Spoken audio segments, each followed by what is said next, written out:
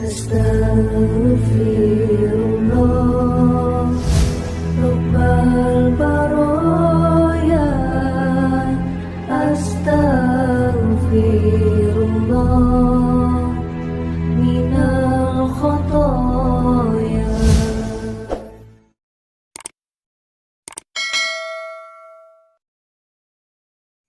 Bukan keinginan aku mengalami menjadi penjahat. Bukan keinginan aku mengalami jadi pendosa, penjina. Itu bukan keinginan, Pak. Saya inginnya jadi anak soleh kok, Pak. Tapi saya ngalami itu. Piye? Pas begitu diaktifkan kesadaran baru, Pak. Bersyukur malah saya. Dulu sebelum diaktifkan kesadaran kesel, Pak, sama diri saya sendiri. Perasaan saya beda dari keluarga yang lain. Yang lain tuh nggak ada yang model kayak saya. Gitu. Baik-baik semua. Gitu. Tapi kok saya jelek sendiri. Nggak ada manfaatnya hidup ini. Bunuh diri saya, Pak. 4 kali bunuh diri. Tapi kata Allah belum waktunya. Proses-proses pencariannya. Masuk agama 4 agama. Pernah. Bunuh diri ramati. Bunuh itu ya mati. Durung ngerti carane. Terus. Tapi ternyata Pak, pas begitu saya disadarkan, oh ketemu Allah itu nggak perlu harus mati secara jasad lahiriah, Pak. Dan itu pas dipahamkan makna mati sajroning urip itu loh, Pak. Itu kan untuk mencapai pemahaman ke situ kalau keilmuan, wah berat, Pak. Tapi kalau pakai kesadaran, di saat jiwa jenengan menyadari Allah dan menyadari jenengan melihat dengan kekuatan Allah, bergerak dengan kekuatan Allah, mendengar dengan kekuatan, ya wis iku, Pak. Mati sajroning urip teh ya itu. Gitu loh. Jadi enggak jelimet. Enggak mumet ngono lho, nganggo kesadaran. Wih, ngene to. Tiboke wong cuman oh ngene to. Tapi kan kalau untuk keilmuan, Pak, untuk nyampe ke situ, paham titik, Pak, alif lam lam hai itu, jelimet, Pak. Tapi begitu, Pak, yo siapa serahiku lah. Sebenarnya.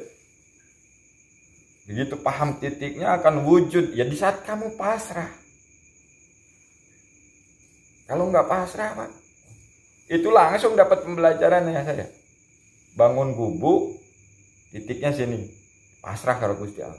Enggak mikir bahannya dari mana, enggak. Yang ada itu yang ditancepin udah. Tak, tak, tak. Tapi Allah gerakkan. Ada yang ngasih papan, ada yang ngasih paku, ada yang ngasih ini. Mulai kan? Jadi ini wujud. Sedikit kesombongan dalam hati. Gue bisa begini. Nah itu, Pak. Itu atapnya enggak jadi-jadi sampai seminggu. Tapi begitu disadarkan lagi, astagfirullahaladzim, sombong. Berserah lagi ke Allah. Hanya Engkau ya Allah yang bisa memudahkan semuanya. Jadi Pak, ada aja digerakkan oleh Allah itu orang yang bikinin atap itu. Nah itu pelajarannya, nyata. Mungkin kalau untuk keilmuan, ya saya nggak punya ilmu. Mungkin untuk istilahnya ketawaduan, saya bukan manusia yang tawadu. Tapi saya meyakini Allah itu maha segalanya. Dan Allah itu tidak terbatas dengan apa yang diketahui makhluk. Contoh misalkan, ono tato, Pak. Ya nggak diterima sama Allah sholatnya. Nah, itu kan terbatas. Masa yo Allah terbatas karo tato, ngono lho, Pak. Ya udah nggak usah jadi Allah kan gitu. Kalau masih terbatas. Ternyata dengan seiringnya perjalanan, oh nggak terbatas, tanpa batas. Coba sekarang jenengan pakai kesadaran. Di saat jenengan menyadari di sini saat ini bersama Allah, apakah masih bingung hidup ini? Pasti nggak bingung. Yang ada itu ada ketenangan. Jiwa kita itu tenang menghadapi apapun karena menyadari itu pemberian Allah. Dan ilmu-ilmu kita ternyata begitu kita paksakan gunakan akan berbenturan, Mas. Jenengan kan udah berilmu nih awalnya. udah banyak ilmu masuk di diri jenengan, begitu dikasih yang mudah tentang Allah itu pasti ilmu tuh menentang dulu. Nggak bisa gitu, menurut tatanan ini wae. Begini untuk menuju itu. Dan nggak bisa sembarangan, orang-orang pilihan. Sekarang gini, pakai kesadaran. Jenengan orang pilihan bukan? Dari ribuan sperma yang masuk ke dalam rahim ibu kita, yang terpilih satu. Yang jenengan itu yang lahir, yang masih hidup saat ini ya, pilihan bukan? Pilihan. Sama. Ada hak yang sama. Kita mengenal Tuhan. Kekafiran yang sesungguhnya dalam diri kita itu apa? Ngaku punya Tuhan tapi nggak kenal dengan Tuhannya. Kafir, Pak. Banyak orang yang nggak menyadari itu. Ngaku punya Allah, ngaku punya Tuhan, tapi nggak kenal karo Tuhan. Tapi ngapirin orang paling utama, kafir, tapi kafir dirinya sendiri.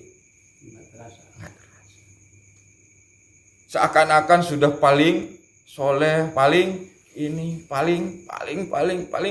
Tapi begitu ditanya, kenal nggak sama Tuhan? Ya mbok aku sing penting ikut wae. Ya iya.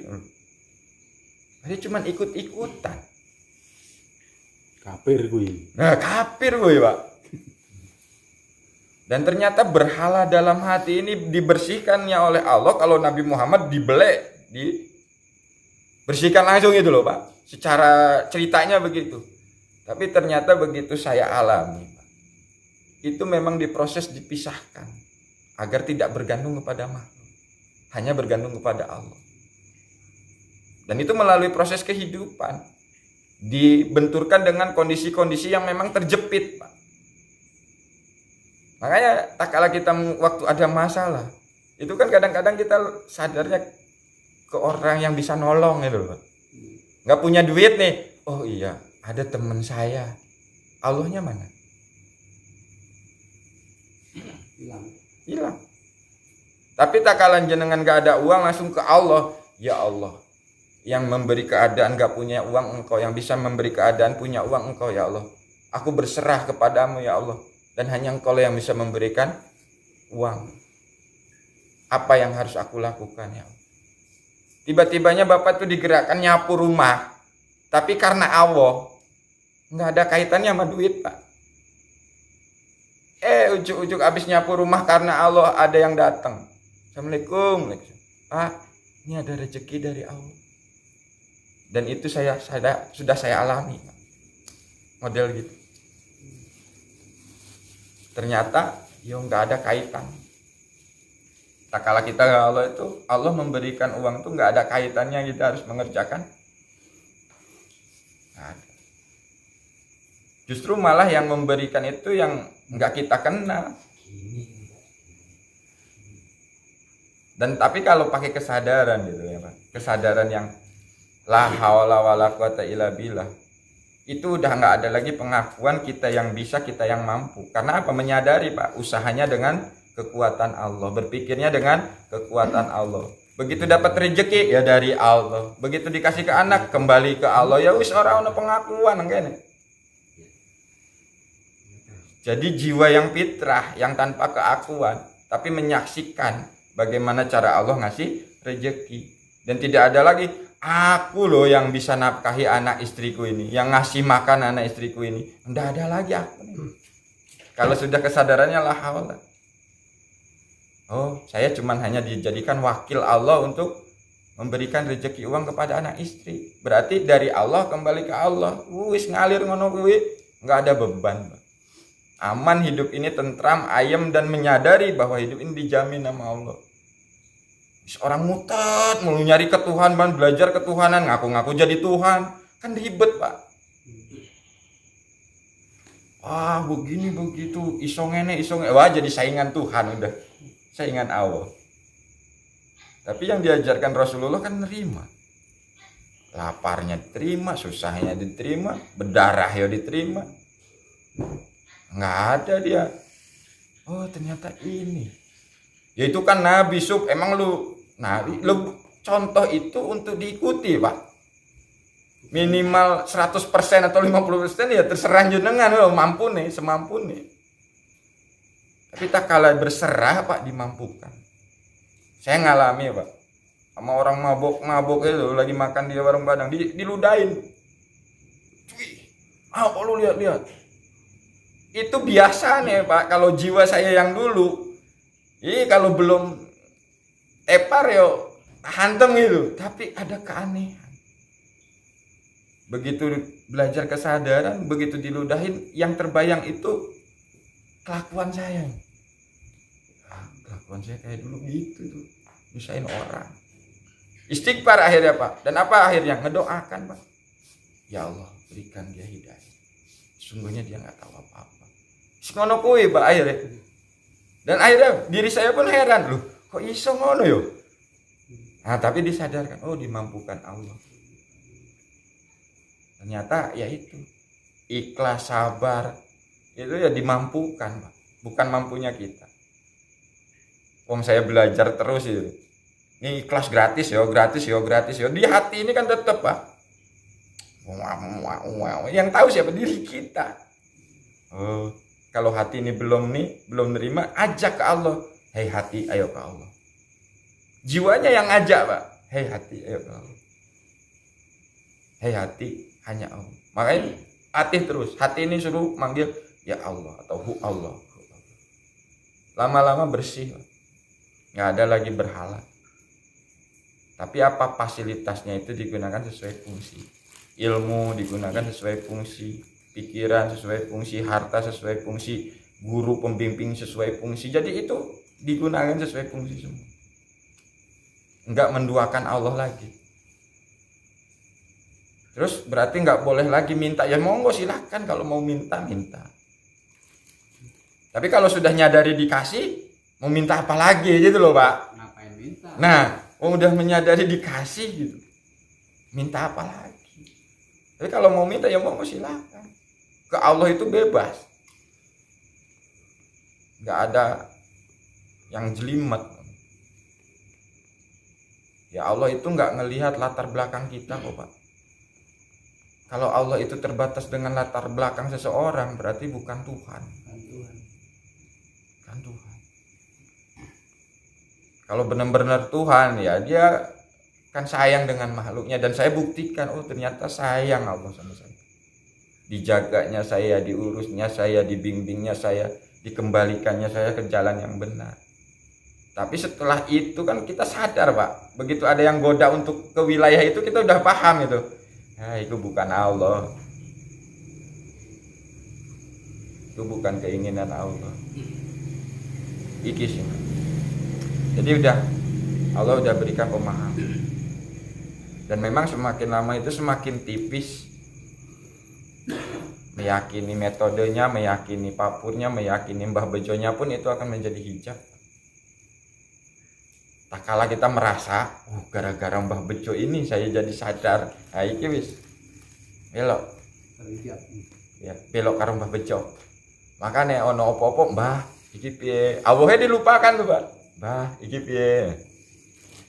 Tapi kalau misalkan ke Allah dulu, ya Allah, aku nggak paham dengan ini, ya Allah, apa yang harus aku lakukan? Tiba-tiba ada dorongan nanya ke Mbah Bejo. Nah, itu beda lagi, Pak.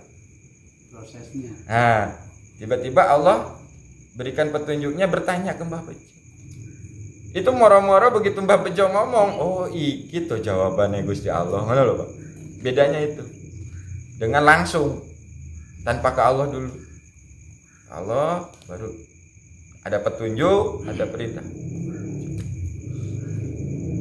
Insya Allah. Jadi yang sulit-sulit itu karena mergo kita masih mampu, Pak. Susah lah, nggak mungkin lah ya, karena mergo kowe masih mampu jadi susah. Tapi kalau jenengan udah sadar memang nggak mampu, nggak bisa, pasrah. Ya Allah bimbing saya. Lepas keegoan ya. Insya Allah.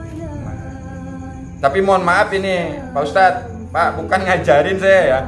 Ini sharing perjalanan yuk, sharing perjalanan. Jadi bukan mengajarkan. Ibarat saya makan ini